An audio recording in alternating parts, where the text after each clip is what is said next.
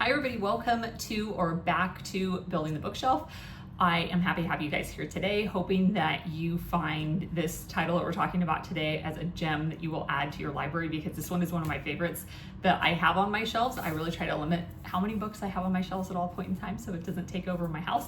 But this one I have read multiple times since I received the copy of this. So this is Before Dorothy by Hazel Gaynor. This was my first introduction to a Hazel Gaynor book, and I have become a fan since then. So I have a ton of her titles that are on my TBR list. So this book came out, I believe it was last summer. So this one is not, one of the newest titles, but I think it was right in the middle of kind of the Wicked movie fanaticism that was happening. But I think that was unintentional on her part. It just kind of happened to be a happy accident. But this book is about what was happening with Auntie Em and Uncle Henry, if you are fans of The Wizard of Oz, before Dorothy came into their lives. What was that backstory? And I thought it was really interesting that she took a character who, from a screen time standpoint, we see very little of, just a couple minutes here and there from The Wizard of Oz.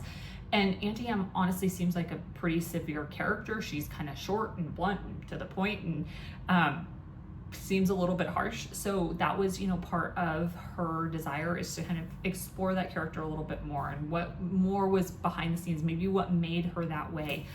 And honestly, I never really thought about poor Auntie Em. It kind of made me feel bad after when I thought of it, like, oh yeah, what happened to this woman that made her this way? So that is what this book is exploring. So it takes you, it's actually set starting in Chicago, where Auntie Em is with her sister, and then she meets Uncle Henry and kind of a little bit of their love story, and then moving to the Prairie Land. And what they wanted to build, this homestead and this farm, and they were literally building things from scratch, that they literally arrived in Kansas in the middle of a field.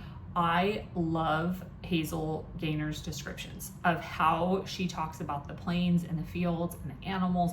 Honestly, even though she's talking about the snakes, which are not my jam, but just talking about how all of the wildlife works together, and just the beauty that she saw in this land. And here she's, coming from the city, and is just absolutely in love with the magic that is this land, that they are going to literally build from scratch a life for themselves and a community. It's not just them. They build their farm. There's a community that is established in the area, and how much work it required to do that I don't think, in this time we even really have an understanding of what that would mean. And even though it was so hard work, they had such a deep love for the home that they were building and creating. I think that something that is also explored, that again, I honestly didn't even give a second thought to watching The Wizard of Oz, was why was Dorothy with them, right? What happened to Dorothy's parents, and the tragedy, that occurred to have Dorothy go to Auntie Em and Uncle Henry. It also then explores, again, something I didn't even consider, is why did Auntie Em and Uncle Henry not have children of their own? Did they not want children of their own, and all of a sudden they have their niece that they have to raise? Were they not able to have children on their own? And that the pain that may have caused them, had they lost a child and there was tragedy there? There's multiple layers to this, where then all of a sudden you have this child in your home that you need to care for, and everything that comes from that.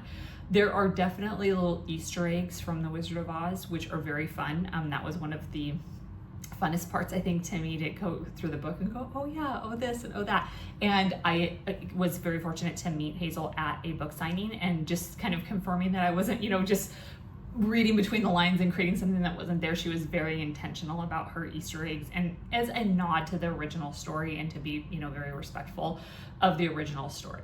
There is also, talk about the Great Depression, about the Dust Bowl, about what that meant to those communities when, if a community was literally wiped out, everything that you have built and worked for is gone. And not only is it gone, you don't have the means or the way to rebuild it again. Like, how do you possibly restart without just being absolutely crushed by that happening in your life? Meanwhile, you have a child who is not yours, right? That you are trying to acclimate into your family. You go from a couple to all of a sudden there's a child here who's a little bit older, right? So she has an awareness that her parents are no longer here. She is trying to adjust. She also was taken out of the city, but not by her choice. She wasn't in love with this land. It was a completely different environment than what she was used to. they're all sleeping in the same room, small house. Like I said, they're building their farm up here, and I can't even imagine like what that kind of transition would have looked like without, in a time where people were talking about, from a mental health standpoint, or just the challenges emotionally, socially, economically, that all of those things would have brought to the mix. So like I said, I have read this multiple times now. I always find, when you read a book the first time, and obviously the plot and everything, once you're reading it the second time, then you can pick up some more of these little Easter eggs and things that come along the way. But the descriptions in here were my favorite part. I think Hazel Gaynor just absolutely knocks it out of the park with having you feel like you are living in the Dust Bowl on their farm, and like can feel the grit as you're reading that. I mean, just absolutely beautiful prose. Like I said, became a huge fan. I've got a ton of her books on my TBR list. I know that she, does talk about historical fiction quite frequently. There is definitely a historical fiction component of this. While this is based off of characters from The Wizard of Oz, she talks about a ton of the research that she did about the Dust Bowl and the Great Depression and what these homesteads did look like for people who were building lives out on the plains. So there is that element in it as well. And even just starting back to like, what did Chicago look like in the 20s and the roaring 20s, when Auntie Em and her sister were first starting out, her sister being Dorothy's mother. So, making those connections there. Loved it. I hope that you guys too. I hope you, even if you're not a Wizard of Oz fan, I think that this book stands on its own. It's not so, far removed that you can't connect where the characters are from, but just the story of Auntie Em and Uncle Henry is worth a read on its own. So I would love to hear what you guys think. Let me know if you give it a try.